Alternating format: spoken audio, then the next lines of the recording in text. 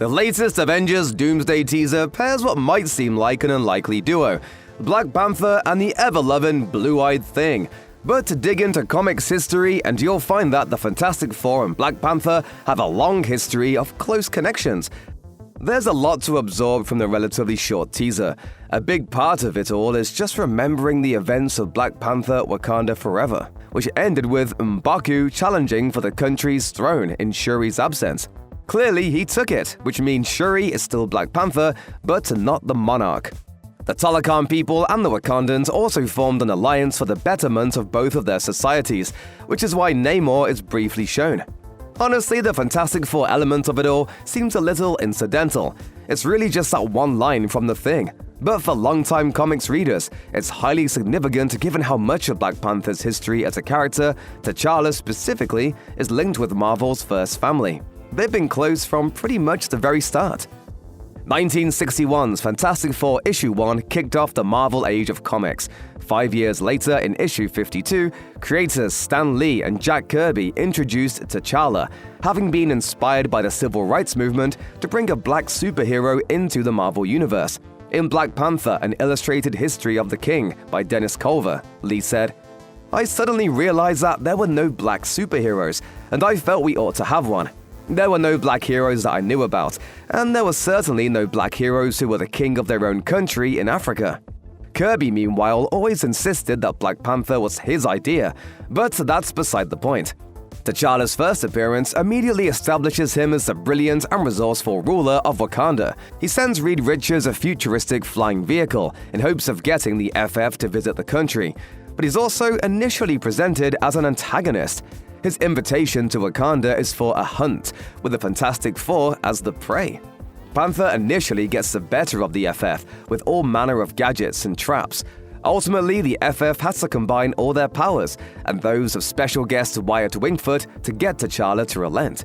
After that happens, Panther unmasks and tells his backstory, revealing his benevolent nature and sacred duty to protect Wakanda's huge reserves of the precious metal vibranium. Chief, you mean I've been clobbering the Lion King? Physicist Ulysses Klaue, looking to steal Wakanda's vibranium, killed T'Challa's father, T'Chaka, and attacked the country.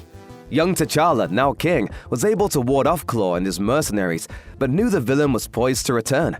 Klaue just happens to do so during the FF's visit, so the heroes all team up to destroy his cave and send him packing.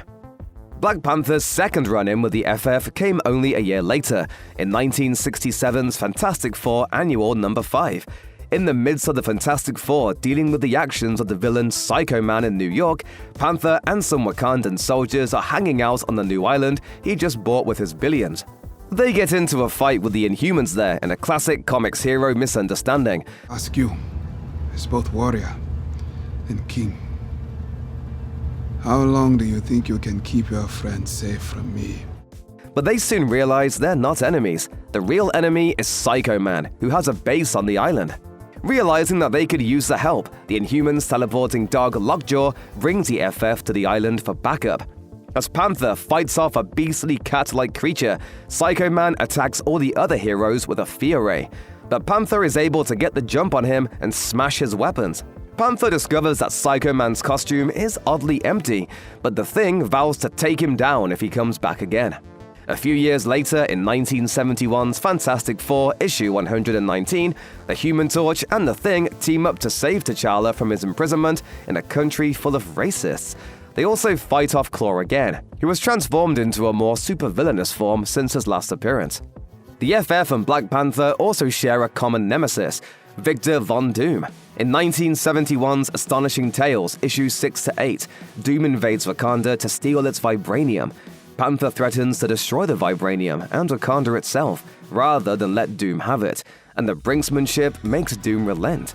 In Fantastic Four Issue 311 from 1987, Ben Grimm and temporary FF member Sharon Ventura, who was Ms. Marvel at the time, crash land in Wakanda and run into a humanoid robot that attacks them. They fight back and nearly destroy it, only for T'Challa to arrive and stop them, explaining that the robot is there to protect Wakanda's vibranium.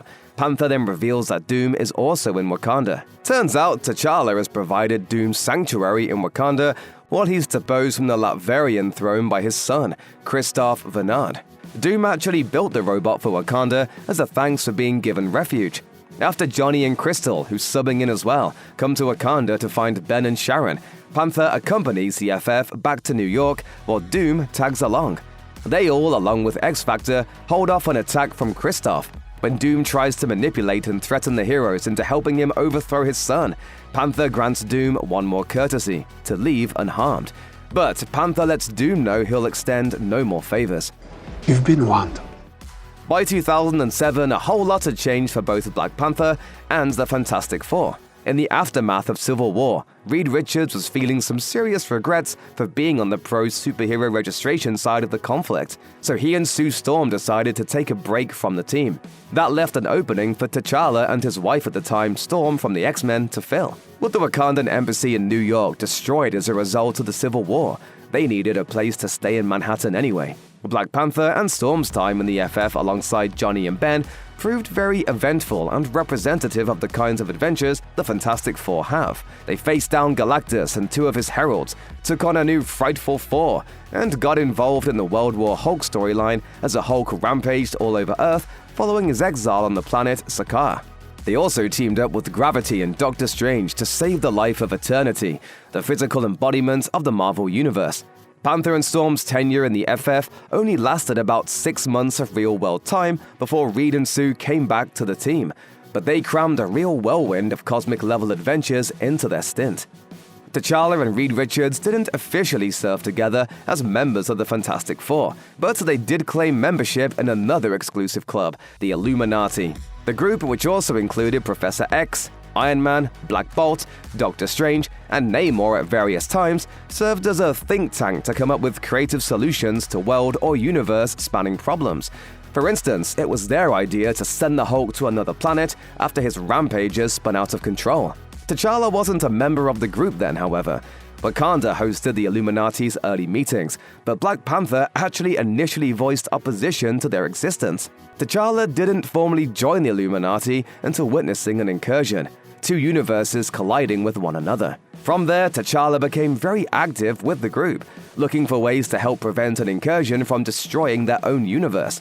T'Challa and Reed ultimately determined that the only way to save their own universe was to destroy the one on a collision course with it. So they developed numerous weapons to try to do just that. After first attempting to find other ways to save the other universe, Black Panther does, in fact, trigger an antimatter injection system to destroy the other universe. I'm sorry. As more incursions occur, Panther, Reed, and the rest of the Illuminati are forced to reluctantly destroy even more universes. Eventually, they realize the incursions will not simply end, and resolve to die alongside their own universe. Yet, Namor insists on continuing the old plan. Meanwhile, Captain America learns of the Illuminati's actions and commands the Avengers to hunt them down, making them fugitives. The Illuminati try multiple ways to stop the incursions, but nothing works. The Illuminati, specifically Black Panther and Black Bolt, do finally manage to stop Namor from destroying universes. Knowing their universe has very limited time left, they work on a life raft to attempt to save as many inhabitants of the Earth 616 as possible. Ultimately, the only two survivors from the Illuminati of the final incursion on the life raft are Reed Richards and T'Challa. Though they're joined by multiple other heroes as the multiverse is destroyed and land on Doctor Doom's battle world, the new combined universe. There's no real telling if a similar series of events will lead up to the movie Avengers: Secret Wars. It takes some heavy lifting to build enough of a backstory between the MCU's Shuri and Reed to put them in the same situation as the comics' T'Challa and Reed. But this new 1-minute teaser at the very least indicates that Black Panther and the Fantastic Four will continue to be tight on film too, now that the FF has made their excursion to the 616.